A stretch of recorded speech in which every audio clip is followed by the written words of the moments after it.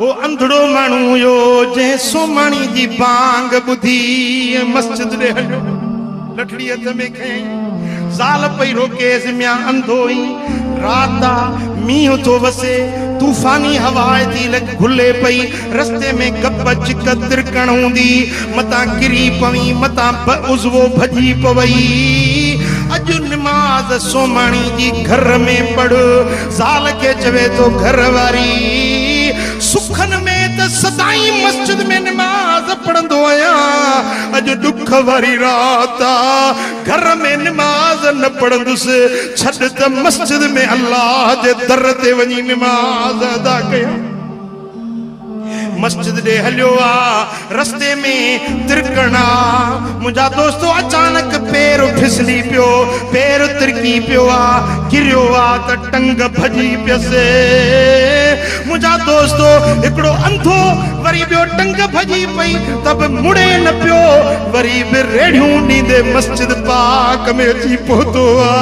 नमाज जमायत सां चे अदा कई ओ अदा तू चंगो भलो घर में वेठो आ नमाज न तो पढ़ी पर ही ईमान वारो बानो आ जेको नमाज चे मस्जिद में पढ़ी पर वो जो टंग भजी पई सूरा दर्द आ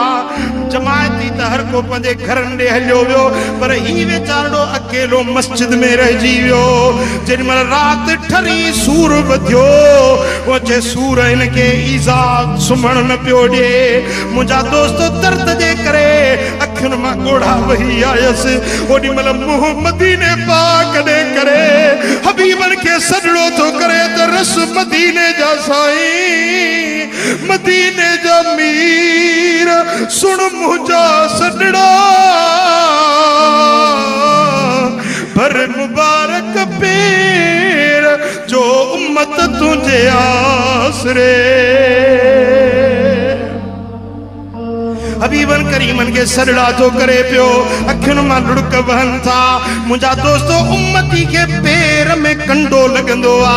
सडु कंदो आ त गुंबदे खदरा जो धणी रोजे अतर में सडु बुधंदो आ मुझा दोस्तों मुझे सुनो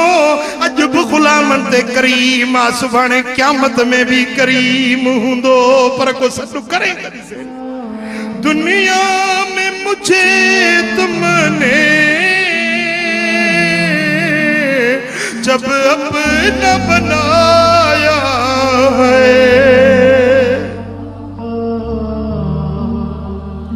दुनिया में मुझे तुमने जब अपना बनाया है महशर में भी कह देना ये मेरा है दीवाना आ दिल में तुझे रख लूं ए जलवे जाना ना इतना तो करम कर दे ए चश्मे करीमाना इतना तो करम कर दे चश्मे करीमाना जब जान लबों पर हो तुम सामने आ जाना जब जान लबों पर हो तुम सामने आ जाना सदा कंदे कंदे रोंदे रोंदे अख लगी आ निंद्र आई आ त ख्वाब में मदीने वारे मीर जो दीदार नसीब साईं फरमाइंदा ओ मुझा उम्मती तुझा सडड़ा बुधासी ताह वरना एड़ पहुंची विया कि दुनिया में मुझे तुमने जब अपना बनाया है महशर में भी कह देना ये मेरा है दीवाना आ दिल में तुझे रख लूं ए जलवे जाना हबीबन करीमन जो दीदार थियो आ सरकारे मदीना उन्हें के भाकुर पातो आ भगल टंग ते हथ घुमायूं त टंग सही सलामत अंधियुन अखियुन ते हथ फेरायूं त अखियूं बई रोशन थी वियूं हबीबन भाकुर पातो त बातिन में विलायत जा मकाम दर्जा भी मिली विया साईं फरमाइन था तू मोहम्मद करीम के तो राज़ी करे छड़ियो आ जो तो दुख जे टेम में मस्जिद जो पंध न छड़ियो आ हां वो मुजादा वो नेकी जो कम अल्लाह ताला के जो जायो तो कौन तो करे ना हां वो मुजादा जेका नेकी जे कम में विख खई सा सजाईया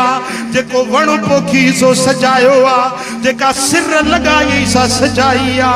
जेको चंगो कम कई सो सब तुझे लाए आखिरत जो दुनिया जो अजर इनाम आ वो अज वक्त थई पंजे अमलन सालन जी सरमायो गड करण जो अज वक्त थई अमल साले करण जो वरी हेड़ो वक्त न मिली सके